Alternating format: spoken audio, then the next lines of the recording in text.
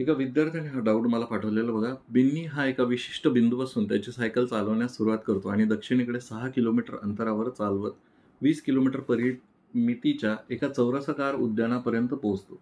बिन्नी हा उद्यानाच्या भोवती घड्याळाच्या दिशेने फेरी मारण्याचे ठरवतो.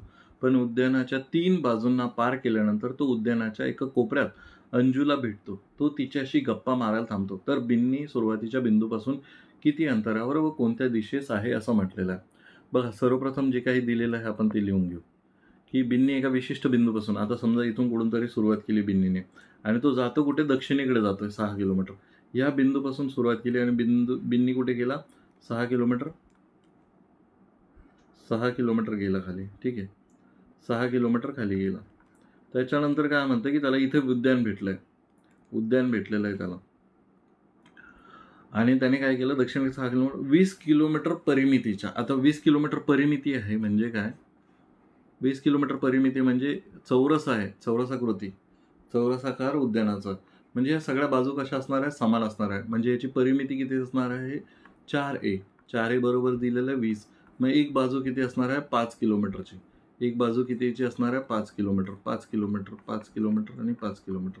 ठीक आहे. त्याच्यानंतर काय म्हटलेलं आहे, बिन्नी हा उद्यानाच्या भोवती घड्याळाच्या दिशेने फेरी मारण्यास सुरू होतो. आता इथे पोहोचला तो, घड्याळाच्या दिशेने फेरी मारणार आहे. म्हणजेच काय, घड्याळ कशी चालते बघा, अशी चालते.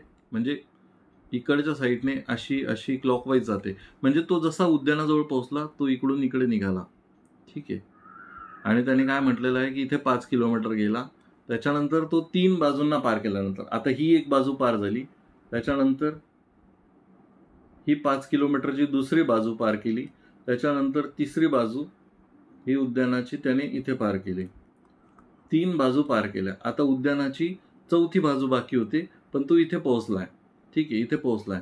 त्याच्यानंतर काय म्हणतो की त्याला इथे अंजू भेटली आणि इथे गप्पा मारल्या. आता तो कोणत्या बाजूला आहे, तिच्याशी गप्पा मारायला थांबतो. तर इथून अंतर बघा, इथे 6 किलोमीटर आणि इथलं हे 5 किलोमीटर जे अंतर आहे ते जशाल तसं इकडे येणार आहे.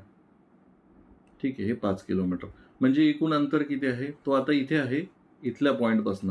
मग तो पहिल्याच्या सुरुवातीच्या बिंदूपासून किती किलोमीटर अंतर खाली आहे बघा, 6 किलोमीटर प्लस 5 किलोमीटर. एकूण अंतर किती आहे, तो 11 किलोमीटर. आणि सुरुवातीच्या बिंदूपासून त्याची दिशा कोणती आहे, तर दक्षिण दिशा आहे. तर ऑप्शन क्रमांक किती आहे, ऑप्शन क्रमांक सी हे तुमचं उत्तर असणार आहे. जर तुमचे काही गणिताचे प्रश्न असतील तर आपला हा टेलिग्राम ग्रुपचा QR कोड आहे. तुम्ही हा QR कोड स्कॅन करा, आपल्या टेलिग्राम ग्रुपला जॉईन व्हा आणि बिंदास तुमचे प्रश्न मला पाठवू शकता. आपण नाममात्र फीस 59 रुपयामध्ये ते फुल चॅप्टर वाईज व्हिडिओची सुरुवात केलेली आहे. या चॅप्टर वाईज व्हिडिओमध्ये कोणते कोणते व्हिडिओज आहेत ते बघण्यासाठी हा QR कोड स्कॅन करा. आपलं एक व्हॉट्सअप चॅनल सुद्धा आहे, त्याला जर तुम्हाला कनेक्ट व्हायचं असेल तर राईट साईडचा QR कोड तुम्ही स्कॅन करू शकता. धन्यवाद.